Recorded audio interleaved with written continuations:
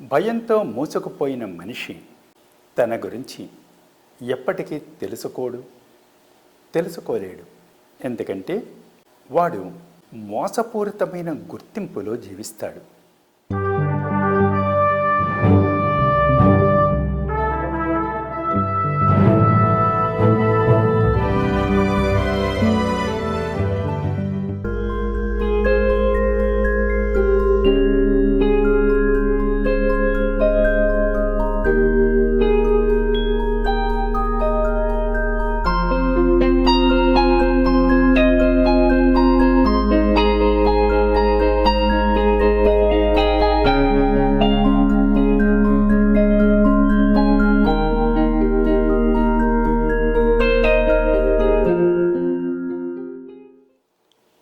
అధికార ఆధిపత్యాలతో జీవించే వ్యక్తి తన వాస్తవాన్ని ఎప్పటికీ తెలుసుకోలేడు.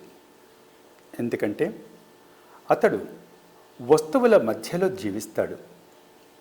అయితే వస్తువులు మిమ్మల్ని ఒక వస్తువుగా చెప్పగలవే కానీ ఆత్మగా నిర్వచించలేవు.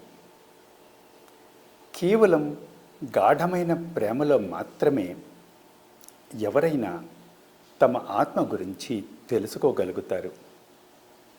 ఎందుకంటే అప్పుడే ఎవరైనా ఇతరుల ఆత్మను తెలుసుకోగలరు. అలా తెలుసుకున్న ఇతరుల ఆత్మ మీలో ప్రతిస్పందనలను, ప్రతిధ్వనులను సృష్టిస్తుంది. భయంతో మూసుకుపోయిన మనిషి తన గురించి ఎప్పటికీ తెలుసుకోలేడు. ఎందుకంటే వాడు మోసపూరితమైన గుర్తింపులో జీవిస్తాడు. అలా వాడు తన పేరు, ప్రతిష్ట, డబ్బు, అధికారం, హోదా ఇలా అన్నీ తానే అనుకుంటాడు. కానీ అవన్నీ అర్థం లేనివే. నిజానికి అతడు వాటిలో ఏదీ కాదు. అతడు జన్మించడానికి ముందు, మరణించిన తర్వాత ఉండే ఏదో దివ్యమైనవాడు. కానీ ఆ విషయం అతడికి తెలియదు.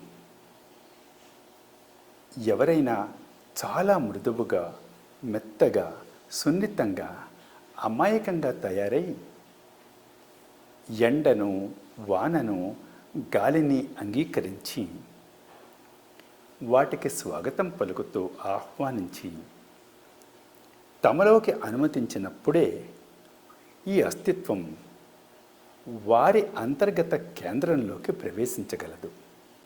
అప్పుడే వారు తమ అంతర్గత కేంద్రాన్ని తెలుసుకోగలుగుతారు. ఆత్మజ్ఞానం అంటే అదే. కాబట్టి అందరూ చాలా మృదువుగా ఎలా తయారవ్వాలో, తమ కవచాలను ఎలా వదిలించుకోవాలో, మూసుకుపోయి ఉన్న తమ తలుపులను, కిటికీలను ఎలా తెరవాలో, భయాన్నే పట్టుకుని వేలాడకుండా ఈ మొత్తం అస్తిత్వాన్ని ఎలా ప్రేమించాలో తెలుసుకోవాలి. ఎందుకంటే ప్రేమ ఒక్కటే భయంతో మూసుకుపోయిన మీ తలుపులను తెరిచే తాళం చెవి. ప్రేమలో ఉన్నప్పుడు మాత్రమే మీరు ఏమాత్రం భయపడకుండా మీ తలుపులన్నీ తెరిచి ఇతరులను మీ దగ్గరకు వచ్చేందుకు మీరు అనుమతించగలరు.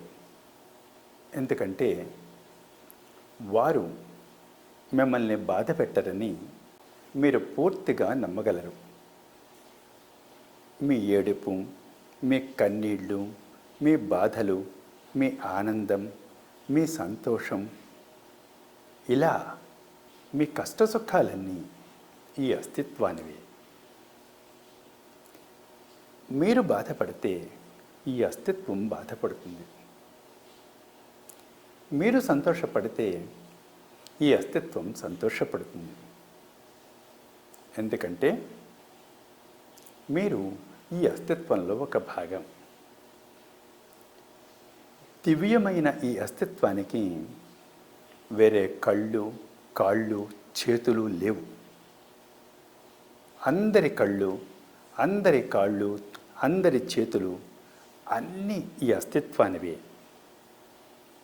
అందుకే మీరు ఏడుస్తే ఈ అస్తిత్వం కూడా ఏడుస్తుంది. ఈ సత్యాన్ని మీరు ఏ రోజు తెలుసుకొని పరిపూర్ణ విశ్వాసంతో ఈ అస్తిత్వాన్ని నమ్ముతారో అప్పుడు అందులో భాగమైన మిమ్మల్ని అది ఎందుకు బాధ పెడుతుంది? అది అసంభవం. కాబట్టి నేను చెప్పేది ఒకటే, భయపడడం అనవసరం. ఎందుకంటే భయం మిమ్మల్ని మెల్లమెల్లగా చాలా నిదానంగా చంపే విషం. దానిని వదిలించుకోండి. లేకపోతే అది మీ శక్తిని హరించి మిమ్మల్ని ఇంకా బలహీనపరుస్తుంది. అలా అది అందరినీ చంపుతుంది, నాశనం చేస్తుంది.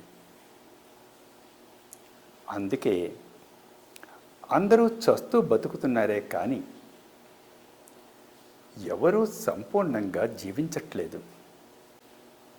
అందుకే అందరూ చాలా కాలం మరణిస్తూ జీవిస్తున్నారు.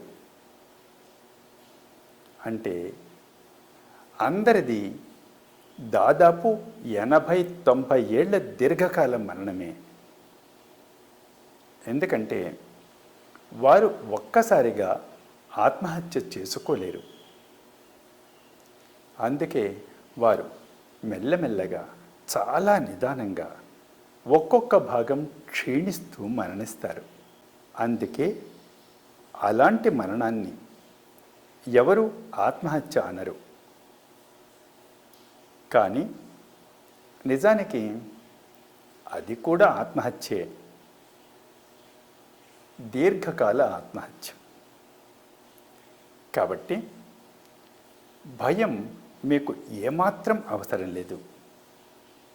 నా లెక్క ప్రకారం మనుషుల్లో 99% మంది చస్తూ బతుకుతూ దీర్ఘకాల ఆత్మహత్య చేసుకుంటున్న వారే. చాలా అరుదుగా ఏ ఒక్కరో జీవితాన్ని సంపూర్ణంగా జీవిస్తారు. అలాంటి వ్యక్తి ఎలాంటి నిబంధనలు పెట్టకుండా అన్ని రకాల అనుభవాలను ఆహ్వానించగలిగే ధైర్యాన్ని కలిగి ఉంటాడు.